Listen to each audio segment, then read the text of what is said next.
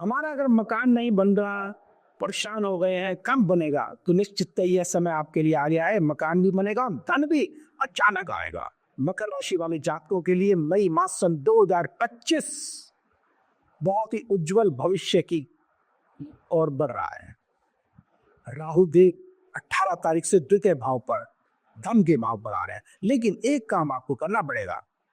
अगर बीड़ी सिगरेट तंबाकू शराब अगर का सेवन करते हैं तो इसे नहीं करना पड़ेगा। करेंगे तो निश्चित जो ये आपको अभी मैंने बताया अपार धन मकान ये नहीं मिलेगा। थोड़ा सा आपको धैर्य अवश्य रखना पड़ेगा, अर्थात सात्विक रहना पड़ेगा।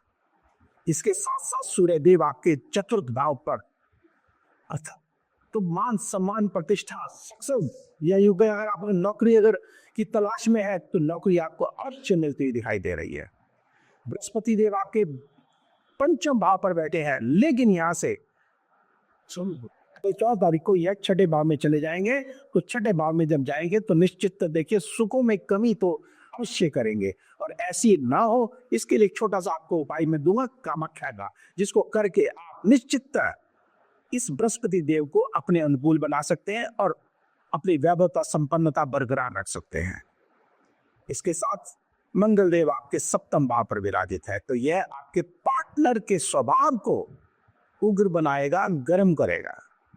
तो यहाँ पर जो है जब गर्मी बढ़ेगी तो निश्चित क्या होगा, टकराव होगा, लगाव होगा, और बिना वजह का, क्योंकि नीच के मंगल देव हैं आप कहेंगे कि कोई बात तो थी नहीं, लड़ाई झगड़ा कैसे हो गया? अवश्य होता हुआ दिखाई दे रहा है। अब आप कहेंगे कि इसका उपाय निश्चित है दूंगा। और अगर आप कोई पार्टनरशिप का व्यवसाय भी कर रहे हैं तो वहां पर भी यही नियम लागू होता है। तो अपने पार्टनर के साथ किसी तरह का मतभेद ना करें, चुप हो जाएं। एक चुप 100 सुख। और अब अगर बात करता हूं मैं कि बुध देव की, राहु देव की, शुक्र देव की, शनि देव की, तो ये 4 शक्तिशाली ग्रह हमारे तृतीय भाव पर आ गए हैं। और ये क्या है, हमारे आस पड़ोस है, अर्थात हमारे आस पड़ोस में निश्चित कोई ना कोई घटना ऐसी घट जाएगी, हमारे मुख से कोई ऐसे शब्द निकल जाएंगे कि वाद विवाद हो सकता है।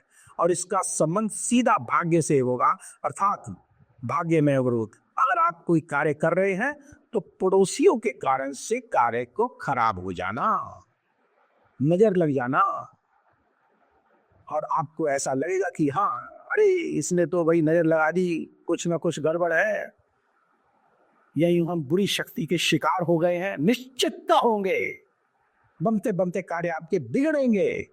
इसीलिए पड़ोसियों से आप बना के रखें, और जरा सा भी अगर आपने अगर चूक की तो आप निश्चित इन घटनाओं के शिकार अवश्य हो जाएंगे। अर्थात बनते बनते कार्य आपके बिगड़ जाएंगे, वो कार्य कैसा भी आपका हो।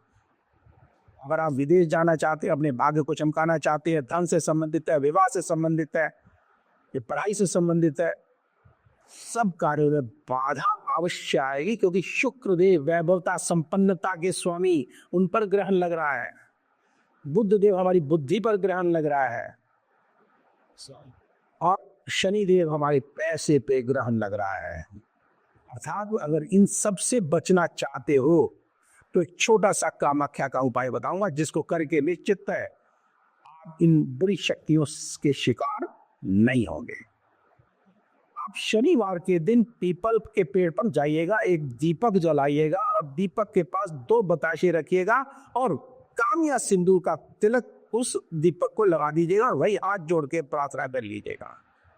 निश्चित ध्यान रखिएगा, कामिया सिंदूर में वो ताकत है कि जहां पर लग गया वो समझो तर गया।